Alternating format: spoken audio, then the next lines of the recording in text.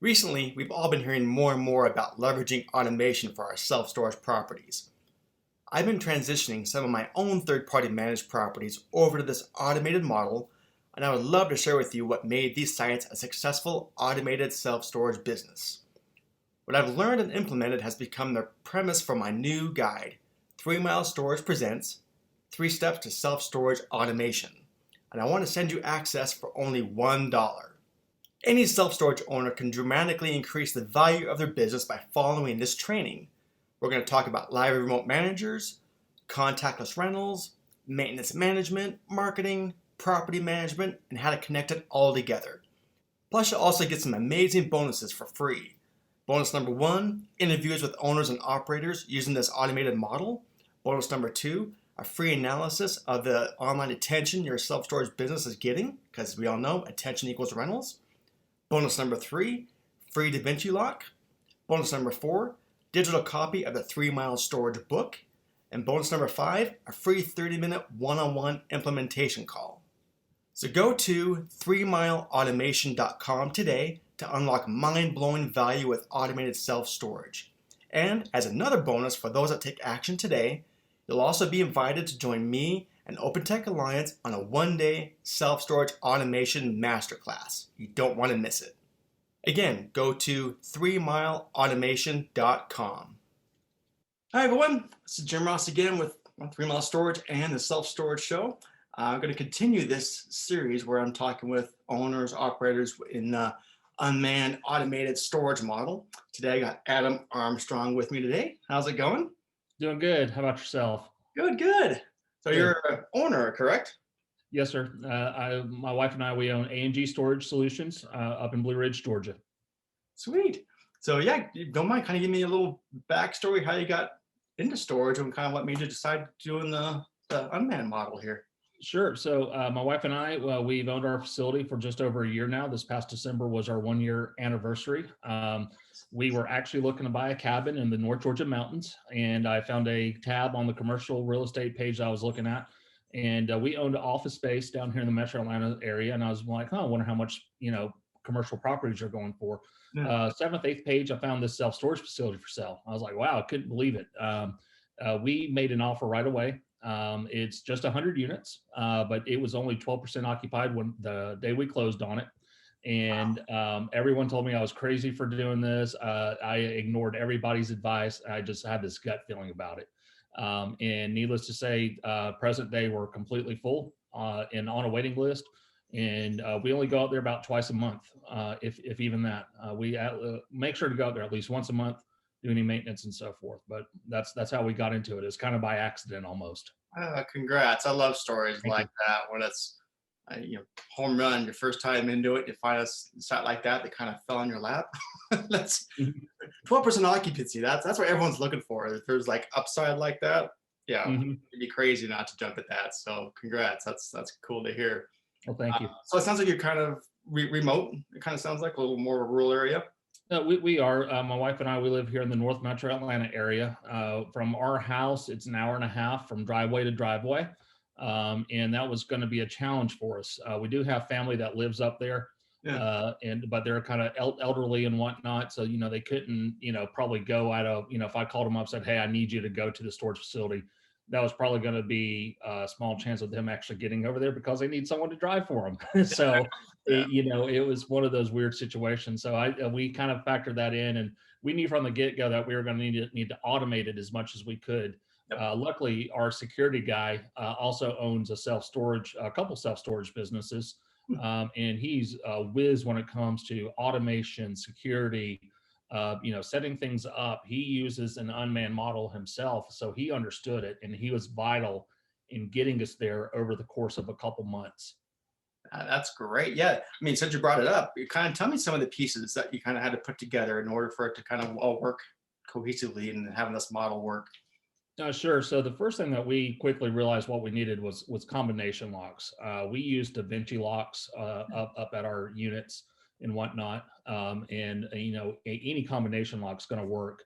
We were using padlocks, and that quickly backfired because we were realizing stupid to run up there to unlock a unit. I mean, it was our rookie mistake, big time, was using that. So we quickly, we used that, and it has saved us thousands in gas money going back and forth between the units. We got a drop box they drop it off on, keeps the units secure while they're vacant and whatnot. And then the other big thing is we made videos. We put ourselves in the customer's shoes. My wife filmed me making videos on how to open the latch. I couldn't believe how many people didn't know how to operate a self-storage door.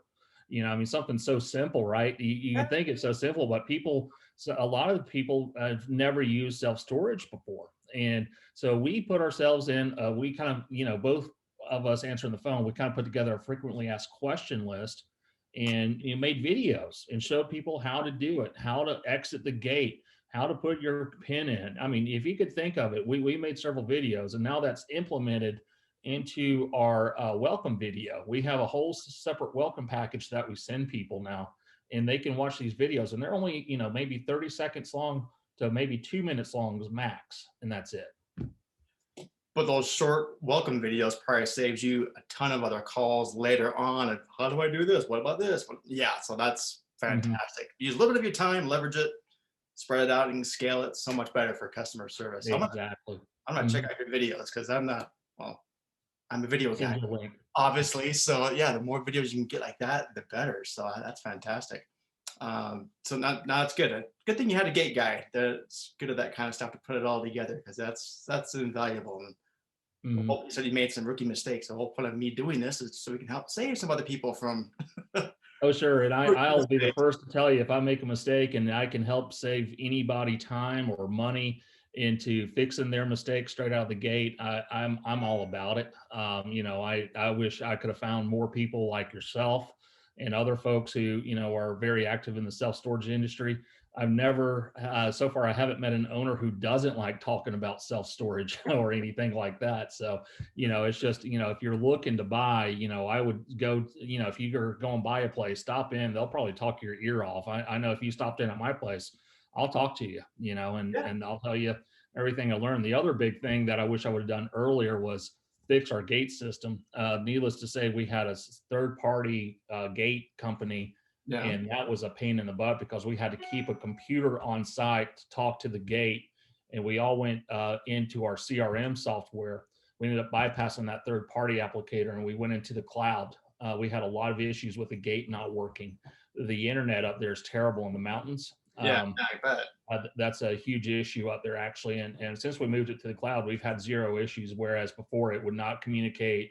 We'd have to have someone go by to reset the computer and so forth. And yeah, it was a pretty big capital, investment into the place. But I mean, this has been going on 3-4 months now, zero issues, where before we'd have 1 or 2 issues a month, or I'm sorry, 1 or 2 issues a week where the gate went open or it went closed, and it was just a big headache. So how does it work if you don't have very good internet access and then move everything to the cloud?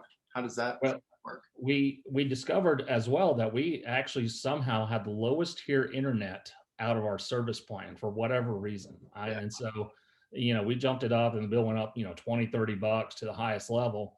After that eliminated those issues too. It was something, another self-inflicted wound that, I just assumed that we were having a business class service level internet when we actually had their bottom base model internet with the company up there. So, another, just one of those things you just, thought you had, but went back, double checked, and it's been great, and whatnot. We've had, like I said, zero issues with it. So nice. And plus, with it being cloud based, you can do a lot of troubleshooting wherever you need to, and not have to worry about going up there for looking at the computer that's on the side. So no. Yeah. And plus we installed a Ring doorbell type doorbell. It's actually a commercial grade doorbell. And wherever we have internet or Wi-Fi service, if someone is having, someone forgot their gate code, they can simply push the doorbell. I can open it up on my phone and I can see them and I can say, which unit are you, and verify who they are, and then open my gate from anywhere in the world. So it's been great. See, okay. Another good little tip right there. So that's no one else has mentioned that one. So see, kudos to you. That's awesome. Just curious. So again, you're kind of getting your feet wet in this model with 100 units kind of a thing. Let's just say hypothetically you got another site that's 350 units, 400 units. Hmm. Would you venture in doing the same kind of unautomated, unmanned model that you've kind of worked out the kinks, or would you want to go to have a manager on the site? I certainly would. As we plan to scale, what we're going to do is, well, as I mentioned before, we have this office space down here. I would Yeah. actually probably hire someone to work out of the office space, and what we would do is we would continue to automate the facilities. We might implement like a kiosk, for example, and my wife, our employee, whoever. Could be working here at the office or from our homes or wherever we have an internet connection at, and we can speak to the customer on site. I mean, quite frankly, if they can call us and even FaceTime us, we can walk them through the any potential issues and whatnot. Just face to face via internet connection. So, I don't think I'll have a man person. I've done that, by the way. That was another one of my rookie mistakes. Yeah. Was I actually went up there for the first couple of weeks and there was nothing going on. I mean, sure, I had a maintenance list out the yin yang, Sure. but I couldn't imagine myself or an employee sitting up there watching the tumbleweeds go by. And as we grew, as I mentioned, we were 12% occupied. And as we grew to, 30, 50, 70%, and so on, I went back up there for a few days to make sure that I wasn't overlooking anything. And sure enough, it was the same thing. Everyone comes in, drops their stuff off, picks their stuff up, whatever. Doesn't even say hey to me. Just comes in and goes. I mean, there's no point in having a person, in my opinion. Now, if you had like a large facility, 500 plus units, you might need someone there, but that's just my personal opinion. Yeah. So. Yeah. It's all about the systems you have set up, and Mhm. that's kind of the point of this series, is kind of having people see, the options that are out there. Because a lot of times this stuff's been around. I mean, it's not like we're inventing the wheel here. These kind of things Right. have been around, but sometimes the technology wasn't quite there. So Hmm. a lot of people had to, I remember I used to do this back, geez, 20 years ago when I started in storage, and I ran a satellite location, and we ran it with, duct tape and chewing gum basically, and try to put all the pieces together, and it still worked, but not as smoothly and as efficiently as, the capabilities that we have now.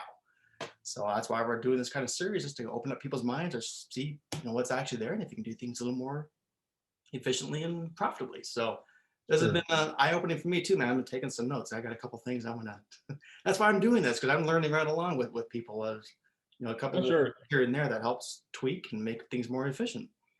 Yeah, then kudos to you for doing that, because I mean, there's a lot of automation and new technology out there that's emerging that's going to be huge into rolling these facilities out to be unmanned and whatnot. And we're the people who are doing it is at the forefront, and we've gone through trials and tribulations ourselves about what technology to use. Our security guy's done a lot of research, a lot of he spent several hours in researching what's the best gate manufacturer and so forth, and Nice. to get it all figured out. So I mean, that's one of the the whole things that we're learning as we go here, and we share with our peers as we learn as well.